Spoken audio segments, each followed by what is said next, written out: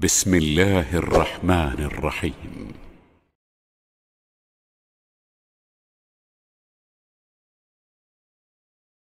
Sebelum itu mari kita mulakan dengan ayat Al-Quran surah Al-Maidah. A'udzubillahi minasyaitonir rajim. Laqad kafara alladziina qalu innallaha thalithu thalatha wa ma min ilahin illa ilahun wahid wa illam yantahu amma yakun masanna alladziina kafaru minhum adzabun alim. Shadaqallahu azim. Sesungguhnya telah kafirlah mereka yang mengatakan Allah ialah satu daripada konsep Trinity. Sesungguhnya kafirlah mereka yang mengatakan Allah satu daripada tiga dan tidak ada Allah, tiada Tuhan melainkan Allah yang Esa. Dan barang siapa yang tidak berhenti daripada mengatakan demikian, maka dia akan disentuh oleh azab. Orang kafir akan disentuh oleh azab yang sangat pedih.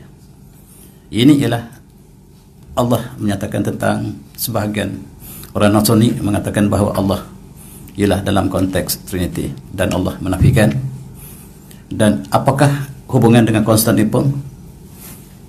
Peristiwa ini berlaku di Konstantinopel dan kita lihat berhampiran dengan Konstantinopel ada satu bandar agama bernama Nakia, sekarang kita panggil Iznik. Di situ timbulnya konsep Nabi Isa sebagai Tuhan, dan Allah telah istiharkan tadi ialah laqad kafara alladziina qalu innallaha thalithu thalatha. Tetapi yang kita nak bincangkan hari inilah tentang masjid yang terdapat di Istanbul, nama asalnya lah Konstantinopel, diubah oleh Sultan Al-Fatih menjadi Bandar Islam, Islambol, Bandar Islam. Orang Malaysia sebut Istanbul. Kita lihat inilah Konstantin, Raja Byzantine, Raja Rom Timur, yang dia bukan Kristian, tetapi dia adalah Raja Kristian. Dia asal beragama Majusi, agama Matra yang berpusat di Parsi, tetapi dia ingin menyatukan rakyatnya di bawah satu agama, dan dia tidak boleh lari daripada agama Nasrani yang dianut oleh rakyatnya. Jadi dia ingin menyatukan di atas satu kalimah, dan dia memanggil pemuka-pemuka Kristian ataupun Nasrani untuk mengadakan persidangan untuk menentukan siapakah Nabi Isa AS. Seramai 2,043 pendeta dijemput dan ditanya siapakah Nabi Isa AS yang mereka sebut Jesus Christ. Seramai 1,730 mengatakan dia adalah Rasul, diutuskan oleh Allah kepada Bani Israel. Tetapi di kalangan mereka juga ada 313 orang yang mengatakan dia bukan manusia, dia adalah anak Tuhan, sebab dia boleh menghidupkan orang mati, dia boleh menyembuhkan penyakit. Maka sebahagian 300 mengatakan dia bukan manusia, dialah anak Tuhan. Sedangkan 1,700 mengatakan dia adalah Rasul, dia adalah Nabi yang diutuskan Bani Israel. Tetapi Konstantin, dia tidak ikut majoriti, dia ambil minoriti, sebab dia juga berpendirian bahawa Mitra ialah anak Tuhan, dan sangat sesuai dengan dia apa yang diberikan oleh 313 bishop ini ataupun uskup ini. Dan dia telah menyatakan satu doktrin Trinity yang menjadi dogma atau menjadi doktrin gereja sampai hari ini. Dan disitulah berpisahnya antara Islam dengan Kristian. Ketika itu terdapat dua kumpulan yang besar dalam agama Nasrani.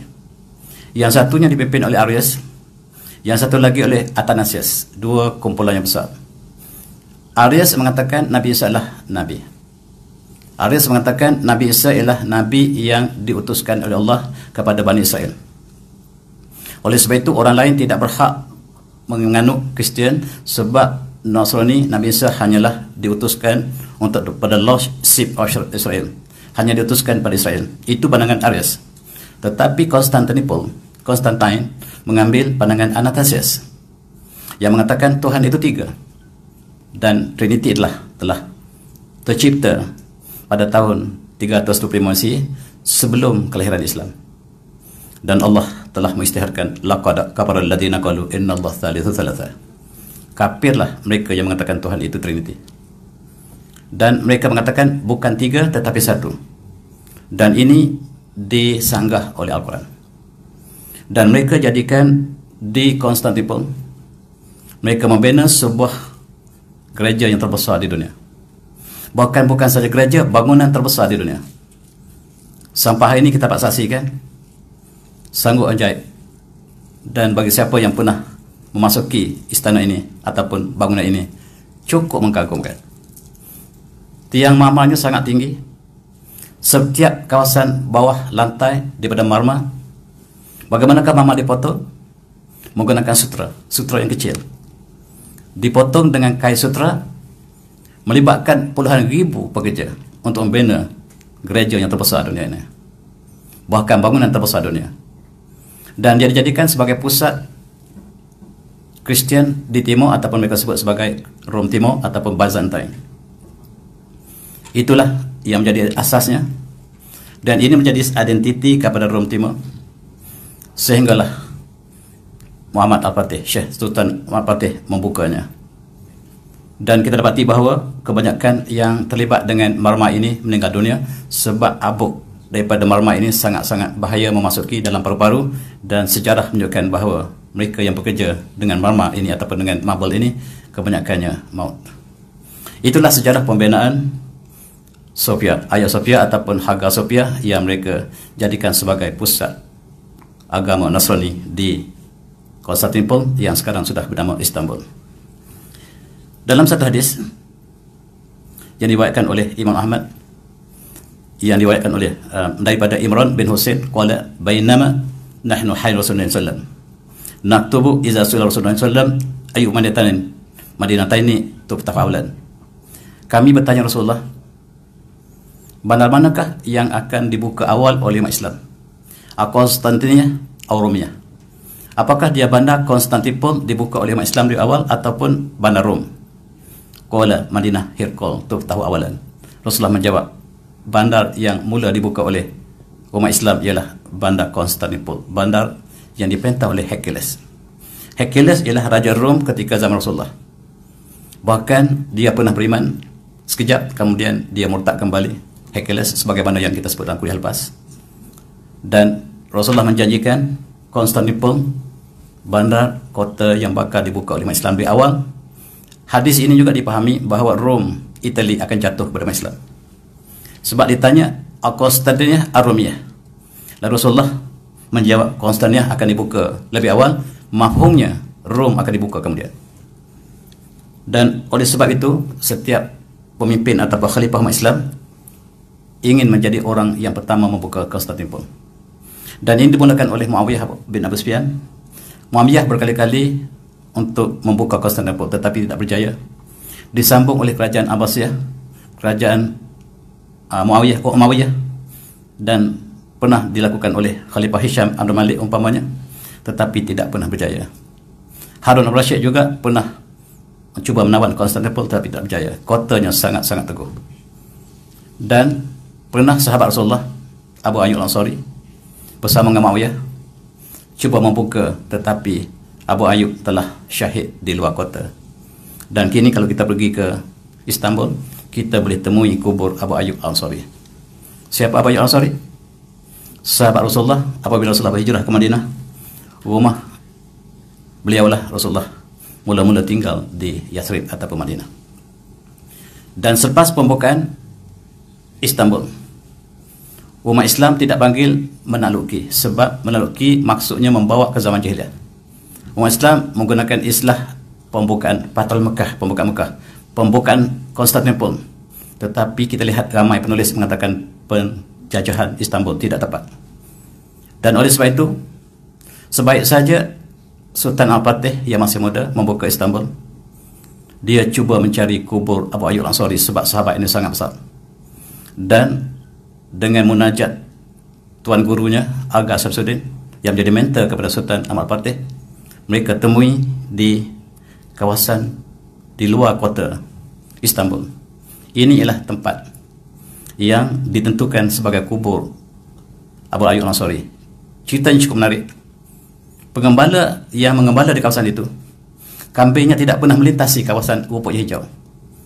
Kawasan itu rumput yang hijau, dan tempat lain ternakan tidak masuk kawasan itu. Dan disitulah tempat kubur Abu Ayyub al-Ansari. Dan apabila digali, ada papan marmer yang menunjukkan inilah kubur Abu Ayyub Al-Ansari ditulis dalam bahasa Hebrew. Tepat, dan itulah yang menjadi kunjungan siapa hari ini. Kubur Abu Ayyub Al-Ansari. Tuan-tuan yang pernah ke Istanbul barangkali telah melawat dan menantikan. Inilah raja yang membuka Konstantinopel, Sultan Ahmad Al-Fatih. Sultan Al-Fatih, dan kalau kita lihat sejarah pembukaannya cukup luar biasa. Bagaimanakah Konstantinopel ini dirantai? Selat Bosporus ini tidak boleh dimasuki oleh kapal, tetapi ada rantai yang sangat-sangat besar. Tetapi bagaimanakah dia menaikkan kapalnya melalui daratan? Satu perkara yang tidak pernah berlaku dalam sejarah peperangan manusia. Dan hari ini kalau kita pergi ke Istanbul, ada satu museum. Museum ini dinamakan Museum Panorama, untuk menunjukkan bagaimanakah peristiwa ini berlaku. Di sini penonton boleh dapat saksikan kota yang asal, kota Konstantinopel yang dilukis dan diletakkan tempat yang benar-benar berlaku. Bagaimanakah meriam yang besar, bagaimanakah kepungan kota Konstantinopel ini dilakukan oleh Sultan Ahmad Fatih bersama tenteranya sangat ramai, ratusan ribu. Dan meriam yang terbaik ketika itu ialah kepunyaan umat Islam. Inilah meriam yang dipunyai oleh umat Islam, meriam yang tidak pernah dilihat oleh orang Eropah. Inilah meriam yang dipunyai oleh Melaka, sebab Melaka ialah sebahagian Osmania. Oleh sebab itu bila Portugis datang ke Melaka, mereka kalah dengan meriam yang dipunyai oleh umat Islam. Teknologi Portugis sangat rendah berbanding dengan Melaka, sebab Melaka ialah sebahagian teknologi Osmania. Ini tidak masuk dalam sejarah kita. Dan di panorama ini ditunjukkan meriam yang sebenarnya yang digunakan oleh Sultan Al-Fatih, dan tanah-tanah di situ diletakkan supaya kita dapat menyaksikan betapa besarnya sejarah teknologi peperangan yang digunakan dalam pembukaan Konstantinopel. Dan sebahagian telah pecah. Ini meriam yang paling besar pecah, dan tuan-tuan boleh menyaksikan bila melawat Istanbul nanti. Dan pelurunya sangat-sangat besar. Di sinilah kota ini akhirnya jatuh dan tentera Kristian mengaku kalah. Tetapi sayang Sultan Ahmad Fatih, panglima tenteranya belok dalam perjuangan ini. Panglima tenteranya bersama dengan Kristian. Dan Sultan Ahmad Fatih telah mengetahui sejak dalam peperangan. Dia diawasi, tetapi dalam keadaan yang demikian masih umat Islam, tentera Al-Fatih memenanginya, dan ketua tentera yang bersama dengan Al-Fatih untuk membuka Konstantinopel ini dipancung. Sejarah pembelotan dalam tentera Islam. Dalam hadis yang lain, Rasulullah mengatakan, la tuftahannal Konstantiniyah wal imal amir amiruha wal imal ajash hazajash. Pasti Konstantinopel akan dibuka, dan yang membukanya ialah pemimpin yang terbaik yang diikuti oleh tentera yang terbaik. Dan sebaik saja Sultan Fatih membuka Istanbul ataupun Konstantinopel ditukar menjadi bandar Islam pada 29 Mei 1453. Dan sebaik saja masuk ke kota Konstantinopel, kesinilah tempat tujuan Sultan Fatih, yaitu Hagia Sophia. Hagia Sophia inilah gereja yang dibina oleh yang saya katakan tadi, Raja Justin. Di atas tapak yang dibina gereja awal oleh Konstantin. Dan gereja ini sangat-sangat luar biasa. Arkitekturnya sangat luar biasa. Dan apabila umat Islam masuk, ditukar menjadi masjid, dan inilah perkara yang paling kontroversi dalam sejarah. Bagaimanakah gereja ini menjadi masjid? Sejarah Islam tidak sama dengan sejarah ditulis oleh Barat. Saya nasihatkan pemuda-pemuda, pengkaji-pengkaji, jangan sekali-kali merujuk buku British ataupun buku dalam Orientalis dalam konteks pembukaan Konstantinopel, sebab mereka telah memesongkan sejarah yang benar. Dan hari ini kita lihat sejarah Islam. Bagaimanakah Konstantinopel, masjid ini ataupun Hagia Sophia menjadi masjid, dan itulah yang dicatatkan oleh umat Islam. Ini ialah catatan yang diberikan oleh sejarah Islam yang jarang disebut bagaimanakah pembukaan itu berlaku. Di sini cantakan bahawa apa sebaik saja jatuhnya Konstantinopel, Sultan Al-Fatih menuju ke Hagia Sophia. Dan di situ berhimpun seluruh orang Kristian. Termasuklah uskup mereka, termasuklah padri, dan mereka menyangka bahawa mereka akan dibunuh beramai-ramai. Dan Sultan Al-Fatih menuju ke Hagia Sophia. Ada seorang padri yang berani. Dia buka pintu. Persilakan, wahai Sultan yang mulia. Ya, kenapa kamu semua ketakutan, kata Sultan. Sebab kami tahu apabila kami kalah. Kami orang Islam. Kami ialah khalifah Islam. Islam memberi keadilan pada semua. Kamu jangan takut pada tentera Islam, sebab kami tidak datang untuk menakluk kamu, tapi untuk membuka Konstantinopel kepada kamu. Dan padri yang bersembunyi keluar. Apakah kita akan dibunuh? Tidak. Kamu akan diberikan kebebasan. Apabila mendengar perkataan Sultan, mereka memeluk Islam beramai-ramai.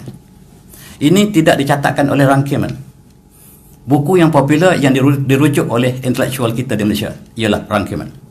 Rangkaian mengatakan bahawa sebaik saja Al-Fatih masuk ke Konstantinopel, dia membunuh seluruh orang Kristian. Bohong. Sehingga darah mengalir ke teluk Bosporus. Dia menambahkan supaya anti agama ini berlaku dalam kalangan pembaca, dan ini dibaca oleh seluruh pemuda kita. Hari ini saya nak betulkan sejarah ini. Sejarah umat Islam sendiri. Apabila seluruh di sini dikatakan kebanyakan padri falamma ra'u at-tasamuh al-Fatih wa afu kharaju wa 'allanu islamihim. Mereka keluar beramai-ramai dan mengisytiharkan kami beriman. Kami memeluk Islam. Di mana apabila kamu Islam, kamu kena solat. Solat di sini. Itulah menjadinya masjid. Terjadi bukan dirancang untuk jadi masjid, tetapi mereka telah memeluk Islam beramai-ramai dan kamu kena solat. Dan sahabat ataupun tentera mengajar mereka solat. Maka di situlah bermulanya Hagia Sophia. Sebab kebanyakan Kristian telah memeluk Islam secara sukarela. Ini tidak dinyatakan oleh rangkaian. Tak dinyatakan oleh orientalis. Orientalis mengatakan seluruh gereja dimusnahkan, sedangkan Hagia Sophia masih teguh berdiri sampai hari ini. Tuan-tuan, jangan rujuk orientalis. Kebanyakan pensyarah kita, termasuk profesor terbaik kita, masih merujukkan kisah ini. Itu sebab mereka mengatakan Konstantinopel ditakluk. Sebab mereka baca buku orientalis. Islam sebaliknya. Bagaimanakah zaman kegelapan ditukar pada zaman kegemilangan, sehingga Istanbul antara kota peradaban Islam yang terbesar yang menukar Eropah daripada zaman gelap ke zaman cerah. Inilah Raja Justinian yang membuka ataupun yang membina istana itu, dan dia membuka pada tahun 537. Banyak kisah yang berlaku di sekitar ini, walaupun tidak ada asas yang kukuh untuk kita percaya. Dan ini ialah kebenaran. Diberikan surat kepada gereja bagi mereka yang belum Islam. Kata Sultan Fatih, kami berikan kebebasan pada kamu. Apabila kamu telah menentang kami, kami tidak terikat dengan keamanan ini, tetapi saya masih berikan keamanan pada kamu. Inilah yang tidak dinyatakan oleh orientalis. Kamu bebas berada di Konstantinopel, sekarang bernama Istanbul. Kamu boleh berada di sini dengan syarat kamu bayar jizyah. Jizyah untuk orang pakai Islam, zakat untuk Islam, fair and square. Zakat lebih tinggi daripada jizyah. Jizyah ialah minimum, dan zakat jauh lebih tinggi, dan jizyah digunakan oleh orientalis untuk memperbudak Islam, sedangkan jizyah lebih rendah nilai daripada zakat yang diwajibkan umat Islam. Tujuannya ialah untuk menjaga keselamatan mereka. Surat ini tak diberitahu bahawa umat Kristian di Konstantinopel diberikan jaminan mereka menjadi minoriti sebab kebanyakan mereka memeluk Islam. Dan rangkaian mengatakan seluruh gereja di Konstantinopel diperuntukkan. Bohong sekali lagi. Tapi pada akhir muka surat dia kata sebenarnya tidak ada satu pun gereja yang dimusnahkan. Rangkaian tulis satu buku, daripada awal dia kata seluruh, di akhir dia kata tidak ada satu pun. Dia terpaksa mengaku yang benar. Dan mulalah pada hari Jumaat 1 Jun 1453, Hagia Sophia, gereja terbesar Eropah, dunia pun, telah bertukar menjadi masjid dan menjadi pusat peradaban dunia. Masa saya buat kajian tentang muda-muda dulu, banyak manuskrip yang tulisan Arab klasik yang saya rujuk daripada Hagia Sophia. Dan dia menjadi pusat bukan saja masjid, tetapi sebab tempat untuk peradaban Islam, termasuk ilmu, termasuklah ilmu falak yang dikaji, ilmu matematik, ilmu geometri yang menjadi asas kepada pembangunan arkitektur yang berlaku di Istanbul kemudian. Dan 29 hari bulan Mei jatuhnya Konstantinopel, 1 Jun permulaan hari Jumaat dilakukan solat di tempat ini sebab dia telah disahkan sebagai masjid. Di situ timbulnya kontroversi. Bagaimanakah secara resmi dijadikan sebagai masjid resmi negara? Dan hari ini baru kita tahu bahawa dalam masa 2 hari Ahmad Fatih telah membeli daripada gereja Rom bangunan tersebut, dan surat pembelian ini masih disimpan, dan surat ini diterjemahkan seperti itu, menunjukkan bahawa dibeli secara sah.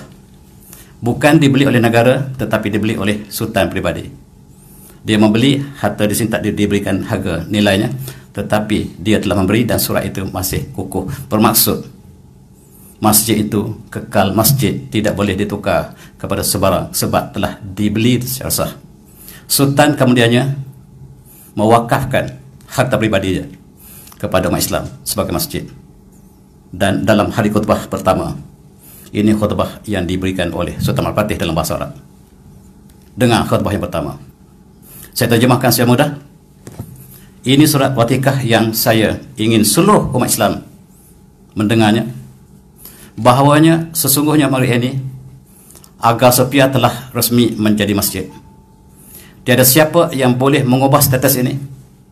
Dan ketahuilah, sekiranya dalam masa yang akan datang ada sesiapa yang cuba menukarkan status Hagia Sophia sebagai masjid Hagia Sophia, maka semoga Allah laknat ke atasnya. Aku fi hudurikum jami'an annaku yakunu itabat akbar anwar haram waqtabat ithman, dan mereka telah melakukan dosa yang sangat besar apabila saya isytiharkan bahawa Hagia Sophia ialah masjid dan tidak akan bertukar status sampai bila-bila. Maksudnya ialah harta pribadi yang telah diwakafkan. Maka tidak timbul persoalan untuk menukarkan kembali kepada gereja. Dan kita lihat bagaimanakah toleransinya Al-Fatih. Dalam konteks Istanbul, Istanbul tidak pernah menyerah kalah kepada Al-Fatih. Dalam Islam, apabila seorang tentera ataupun seorang penguasa datang untuk membuka sebuah negara, diberi 3 pilihan. Pertama, aslim taslam. Kamu Islam, kamu sejahtera. Yang kedua, sekiranya kamu tidak ingin Islam, bayar jizyah. Jizyah ialah untuk jaminan keselamatan. Umat Islam kena zakat, umat Kristian bukan Islam kena jizyah yang jauh minimum daripada zakat, dan itulah keadilan Islam. Sekiranya kamu menolak jizyah, perang disahkan. Perang ialah pilihan terakhir. Dalam konteks negara kebanyakan yang dibuka oleh Al-Fatih, mereka membayar jizyah. Termasuklah Bosnia Herzegovina, termasuklah Hungary, termasuklah Romania, semuanya menjadi negara Islam satu masa dulu. Tetapi sekarang sayang telah berubah menjadi negara komunis. Ini semuanya dibuka oleh Fatih. Bahkan di Romania ada istana Dracula. Dracula ini dibela oleh Sultan Fatih. Dia adalah orang Kristian yang diislamkan, dilatih di Istanbul. Dracula ini bukan hantu, tuan-tuan, orang biasa. Dan saya melawat di istana Dracula ini. Selepas dia dilatih oleh Fatih, dia balik ke Romania. Dia lawan Islam. Dia menjemelih umat Islam seluruhnya di Bosnia, di Romania. Lalu dia dibela kembali oleh Al-Fatih. Al-Fatih pancungnya di Romania, dan istananya masih kukuh ada sampai hari ini. Dan ini ialah bagaimana toleransi Islam. Apabila membuka Bosnia, membuka Romania, membuka Hungary. Tuan-tuan pernah dengar Hungary adalah negara Islam? Tak pernah barangkali. Bulgaria ialah negara Islam yang besar, yang sekarang hanya tinggal kenangan semata-mata. Bahkan umat Islam di Romania hari ini cuba membuka satu masjid. Masjid di bandar Bukares. Dinafikan oleh penduduknya. Sampai hari ini masjid telah siap, tempat sudah siap, tidak dibenarkan untuk bangun. Sedangkan negara itu pernah menjadi negara Islam.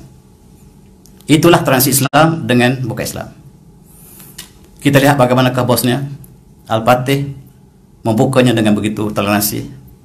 Dan tuan-tuan, sampai seluruh Eropah, Itali hampir dibuka oleh Al-Fatih, kecuali beliau diracun dalam perjalanan. Diracun dalam perjalanan dan syahidlah raja yang adil ini. Ini ialah kuburnya yang berada di Bursa, tuan-tuan yang pernah melawatnya. Dan Eropah bergembira sebab jatuhnya raja yang sangat perkasa ini. Tuan-tuan, selama ratusan tahun Istanbul menjadi pusat penyebaran Islam. Akhirnya pada awal kurun yang ke-20, maka sultan yang terakhir telah dipecat oleh umat Islam sendiri. Inilah Sultan Osmaniyah yang terakhir, Sultan Abdul Hamid Khan, yang telah dipecat oleh muftinya sendiri. Sultan melantik mufti, mufti pecat sultan. Subhanallah. Di sebaliknya ialah orang ini, Theodor Herzl. Herzl memainkan peranan, mengatakan sultan sangat zalim, sultan harus dipecat sebab dia telah melakukan zalim. Yang melakukan zalim ialah orang Yahudi. Ketua mereka ketua mereka mengadakan Rockefeller, memberikan Rothschild, memberikan uang yang banyak pada kerajaan British supaya hancur ke Osmaniyah. Maka mereka telah ciptakan Perang Dunia Pertama. Perang Dunia Pertama sebenarnya ialah untuk menghancurkan Islam. Ini tak pernah disebut dalam sejarah. Sejarah mengatakan peperangan Dunia Pertama disebabkan oleh peperangan antara Serbia dengan Austria. Tidak benar. Sebenarnya dirangka oleh Yahudi untuk menghancurkan Islam, sebab Yahudi ini ingin mengambil Palestin tetapi ditolak oleh Sultan Osmaniyah. Dan itu sebabnya kita lihat Sultan Osmaniyah akhirnya terpecat kerana angkara dilakukan oleh Yahudi di belakangnya. Dan mereka melantik Kemal Atatürk menjadi presiden Turki baru moden yang dipuji oleh seluruh dunia. Tetapi Atatürk mengaku dia bukan Islam, dia adalah penganut Yahudi. Dia mengaku dengan jelas, dan oleh sebab itu Islam ditekan di Turki. Dan dia mengatakan, saya dalam solat saya menggunakan solat orang Yahudi. Dia Islam tetapi dia menggunakan kitab Yahudi untuk solat. Itulah yang menjadi dasar belakang kepada Atatürk, dan dia sangat benci pada Islam. Kalau saya boleh, saya akan hancurkan seluruh agama di dunia, maksudnya Islam, kata Atatürk.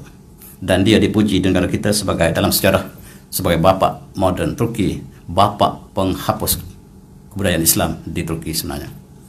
Dan bagaimanakah mereka yang terlibat dengan Islam, termasuklah pengikut-pengikut Said Nursi, berzaman Said Nursi, dicari, dibunuh dan sebagainya, sehingga murid-murid mereka pakai serban daripada kapan, hai kapan. Orang Turki, bila kita lihat serban mereka besar, itu kai kapan. Maksudnya mereka ready untuk mati bila-bila masa. Bila pakai serban, maksudnya mereka bersedia untuk mati bila-bila masa. Sultan Al-Fatih memakai serban yang sama. Tengok balik gambar dia tadi. Gambar dia tadi, dia memakai kapan. Ini kain kapan.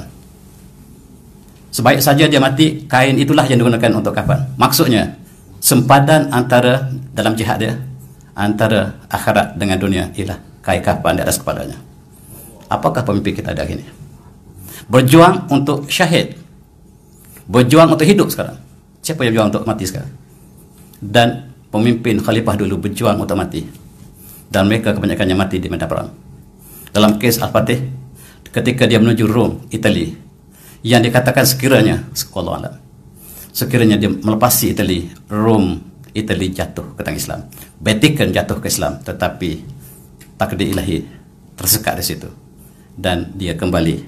Dan itulah sejarah keagungan yang berlaku kepada orang ini, dan ditukar menjadi gereja atau ditukar menjadi museum sampai hari ini. Kemal Atatürk mengisahkan masjid yang disahkan oleh Al-Fatih tadi, sesiapa saja yang cuba menukar status Hagia Sophia menjadi selain pada masjid, dia semoga laknat Allah ke atas dirinya. Tuan-tuan lihat bagaimanakah laknat yang diterima oleh Atatürk, sehingga dia sebelum dia mati, dia sangat kepanasan, sehingga dia tidak boleh duduk di atas darat, dia terpaksa duduk dalam laut dan dipancar dengan air bomba 24 jam sebab kepanasan yang luar biasa dalam badannya. Itulah Mustafa Ataturk. Dan di museum ini kalau tuan melawat, barangkali saya cerita ini, ada balang ini. Balang ini simbol keadilan kerajaan Osmaniyah. Ada seorang petani, dia menggali di belakang rumah dia, ada temui 2 balang penuh dengan emas yang banyak. Dia bertemu dengan seorang khalifah Osmaniyah. Tuanku, saya ingin laporkan, di belakang rumah saya ada 2 balang emas yang cukup banyak yang ditinggalkan oleh Byzantine bila Istanbul dibuka oleh Al-Fatih bagi mereka menyembunyikan dalam tanah. Sekarang saya temui, kata Sultan, tak percaya. Kalau betul lah apa yang kamu kata ini, kamu ambil satu tempayan. Lalu Sultan minta supaya tenteranya menyiasati kenapakah petani ini ingin berbohong. Tidak berbohong, benar, ada 2 tempayan penuh dengan emas. Dan kata tentera, 1 tempayan untuk kamu, 1 untuk negara. Sebab Sultan telah mengatakan 1 tempayan untuk kamu. Dan dia kata, saya hanya, Sultan kata, tempayan saja, bukan hartanya. Saya tidak berhak mengambil hartanya. Saya ambil 1 tempayan. Tempayan inilah yang dipamerkan di Museum Hagia Sophia. Cerita di sebaliknya cukup indah. Apabila pemerintah yang adil, sifat ini akan berjangkit pada rakyat. Dalam satu hadis, an-nasu ala din mulkihim. Rakyat ikut perangai pemimpin mereka. Pemimpin yang baik dalam konteks Osmaniyah, rakyatnya di pangkat bawah pun sangat-sangat adil. Kalau pemimpin zalim, rakyat lagi zalim. Itulah yang kita boleh pahami daripada an-nasu ala din mulkihim. Wallahu a'lam. Dan banyak kisah yang tidak ada sabitnya. Gereja ini dibina sebelum Islam lagi, dan dalam riwayat mengatakan malam kelahiran Rasulullah. Runtuh bumbungnya, dan buktinya ialah marmarnya pecah di bawah bumbung tersebut. Tetapi ini tidak ada nas, tidak ada satu usul pun yang jelas, tidak ada. Tetapi bagi orang Turki, kisah ini akan dicerita berulang-ulang. Kisah ini dicerita berulang-ulang. Malam kelahiran Rasulullah, jatuhlah bumbung ini, benar terjatuh, tapi kena gempa bumi. Bukan malam kelahiran Rasulullah yang dicatatkan dalam sejarah, tetapi apa yang berlaku ini menjadi kisah rakyat, jadi cerita rakyat yang diceritakan kepada siapa saja, siapa yang pergi Istanbul, tetapi tidak ada nas yang jelas. Sekarang timbul persoalan yang besar. Apakah Hagia Sophia kekal sebagai museum ataupun sebagai masjid, sebagaimana asal fungsi yang diberikan peranan oleh Al-Fatih? Begitu lama. Saya pergi 2010 ke Istanbul. Mereka sudah berbincang perkara ini. Tetapi keputusan untuk mengambil masa yang lama, sehingga Erdogan, presiden mereka, mengumumkan bahawa Hagia Sophia kembali berfungsi menjadi masjid. Bukan kembali, tetapi diberikan peranan asalnya sebagai masjid. Dan ini telah diputuskan oleh Mahkamah Tinggi Turki. Mahkamah Turki Tinggi telah memberikan arahan bahawa fungsi asal Hagia Sophia ialah masjid dan tidak pernah berubah menjadi museum. Oleh sebab itu harus dikembali pada fungsi asal. Dan Erdogan telah isytiharkan minggu depan, 24 Julai. Sebagaimana Al-Fatih melakukan solat Jumaat yang pertama, maka Erdogan akan berucap dengan khutbah yang sama. 24 Julai minggu depan insya-Allah. Esok Jumaat sekali lagi. Dan inilah yang menimbulkan kemarahan seluruh dunia. Apa yang berlaku sekarang, dunia telah bercakap menentang cadangan ini, termasuk rakyat Turki sendiri. Ini bancian dilakukan di Turki. Yang hijau itu bersetuju, yang merah itu tidak bersetuju. Rakyat Turki 99% Muslim. Ada yang menentang, termasuklah timbalan Erdogan sendiri, seorang ulama kita yang juga menentang, bukan menentang, mengkritik. Dia bimbang kenapakah tidak dilakukan pertukaran ini sejak dulu kalau ikhlas. Ini hujah dia. Apakah dia nak jadikan ini sebagai isu politik? Itu perkataan dia, Ahmad Davutoglu, bekas pensyarah UIA kita. Dia sangat disayangi, dan dia membuat anggapan bahawa tindakan itu ada hubungan dengan politik Turki sekarang. Wallahu a'lam, itu adalah hak dia. Tetapi kita lihat, kalaulah rakyat mereka sendiri mempersoalkan, apatah lagi orang bukan Islam. Dan ini Majlis Gereja Dunia telah bersidang dan kondem. Tidak boleh museum ditukar menjadi masjid. Mereka bercakap bagi pihak bukan Islam, sedangkan mereka membiarkan bagaimanakah masjid umat Islam ditukar menjadi gereja, sama ada di Toledo, sama ada sekarang di Masjid Al-Aqsa yang telah dicerobohi oleh Yahudi. Mereka tidak bercakap, tapi mereka sudah bercakap tentang Hagia Sophia. Dan begitu juga ketua agama Kristian menunjukkan rasa sedihnya, demamnya. Dia telah demam bila mendengar berita bahawa Hagia Sophia akan dikembalikan menjadi masjid, sedangkan memang dia masjid. Bukan saja Pop, tetapi ketua agama Ortodoks Kristian di Rusia juga menyatakan perkara yang sama. Dan mereka mengatakan begitu sedih, kenapakah Hagia Sophia kembali ke masjid? Termasuklah Presiden Putin telah memberi amaran bahawa jangan sekali-kali tukar Hagia Sophia menjadi masjid. Dan inilah yang disebut oleh Eropah bahawa itulah bom terakhir, the last straw, untuk hancurnya Turki, kata orang Barat. Tuan-tuan yang saya hormati, inilah sikap mereka terhadap Islam. Inilah sikap mereka pada Islam. Dan mereka juga mengatakan bahawa inilah contoh-contoh bagaimanakah Great Times dan sebagainya mengeluarkan berita yang sangat-sangat negatif terhadap moh tersebut. Sedangkan mereka lupa tentang Masjid Al-Aqsa yang sedang diruntuh oleh Yahudi sekarang. Tak ada siapa yang membelanya. Dan yang mana satu Masjid Al-Aqsa? Yang sebelah kiri, tuan-tuan. Yang sebelah kanan itu bukan Masjid Al-Aqsa. Yang ditunjuk kepada dunia ini ialah Dome of the Rocks, bukan Masjid Al-Aqsa. Tapi itulah yang ditunjukkan supaya pemuda kita tidak kenal yang mana satukah Masjid Al-Aqsa. Dan kita lihat bagaimanakah dalam tahun 67 bila Golda Meir membuka Masjid Al-Aqsa, membakar Masjid Al-Aqsa, dunia senyap, sepi. Dan kata Erdogan, inilah perkataan dia, Yahudi menghancurkan Islam lebih dahsyat daripada Hitler menghancurkan orang Yahudi.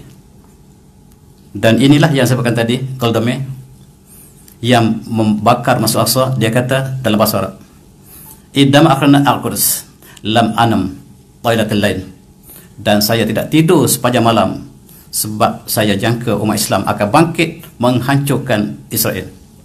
Tetapi bila saya bangun pagi, saya dapati bahawa orang Islam tenang seperti air di tasik, tak membantah pun bila kami membakar Masjid Al-Aqsa. Maksudnya bila Masjid Al-Aqsa dibakar, dimusnah, orang dunia tidak bercakap sedikit pun. Tetapi bila Masjid Hagia Sophia dikembalikan kepada masjid, maka dunia bercakap. Dan apabila rumah orang Palestin dibakar di negara mereka sendiri oleh Yahudi, tak ada siapa yang bercakap. Kita kembali pada sejarah. Apabila Masjid Cordoba, pusat pemerintahan Islam di Andalusia terakhir, ditukar menjadi gereja, tak ada siapa yang condemn dalam sejarah. Bahkan Masjid Toledo menjadi katedral terbesar Eropah hari ini. Ialah ini Masjid Jami' Toledo.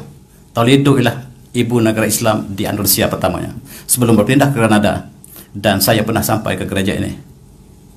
Masih ada lagi mihrab untuk baca khutbah, tetapi penuh dengan tema-tema ini. Tak ada siapa yang bercakap apabila Masjid Toledo, masjid terbesar umat Islam di Spanyol, ditukar menjadi gereja, dan seluruhnya diam. Dan sikap mereka terhadap kebenaran double standard. Ini ialah tulisan yang ditulis oleh T.B. Arnold. T.B. Arnold mengatakan, walaupun dia orientalis, dia mengatakan mari kita lihat sejarah yang sebenarnya. Apabila pembukaan Al-Quds umpamanya, dia dilakukan oleh umat Islam dan disambut baik oleh orang Kristian.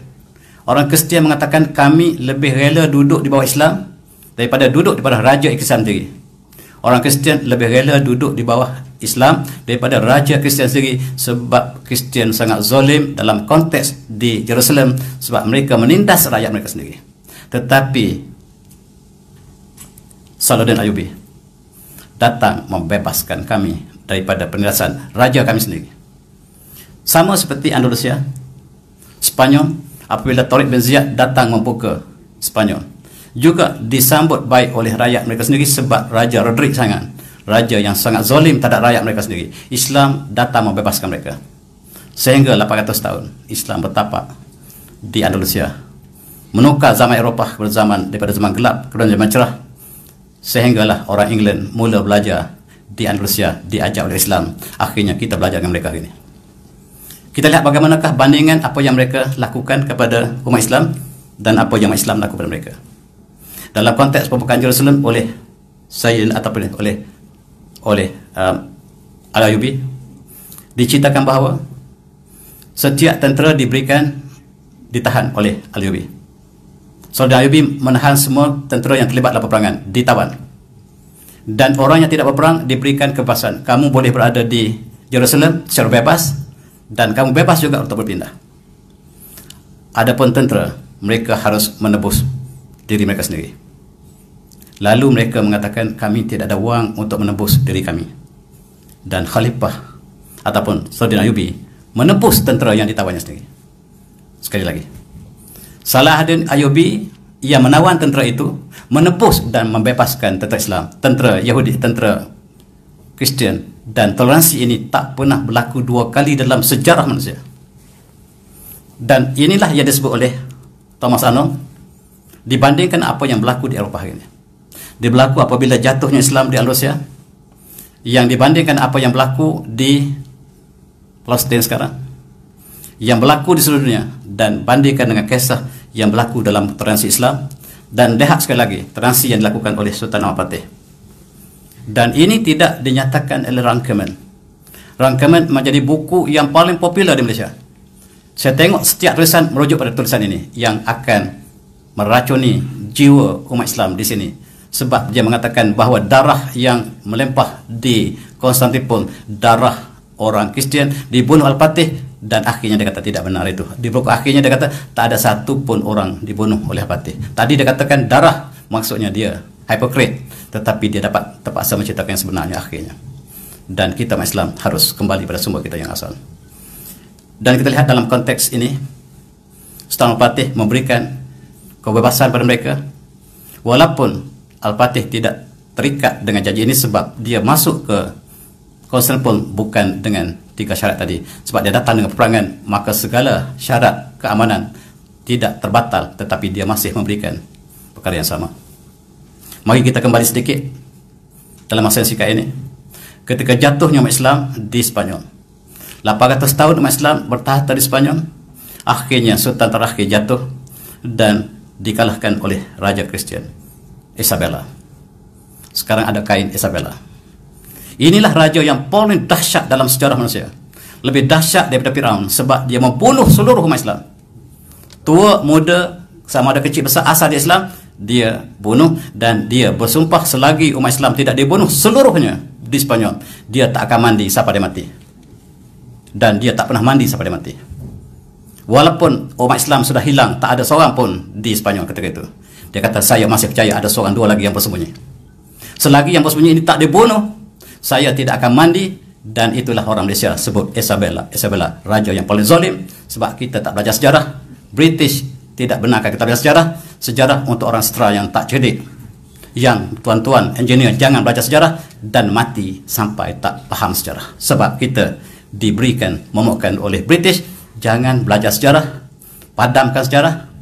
Untuk orang engineer jangan belajar sejarah, sejarah untuk orang sastra. Tuan-tuan semuanya buta sejarah, maafkan saya.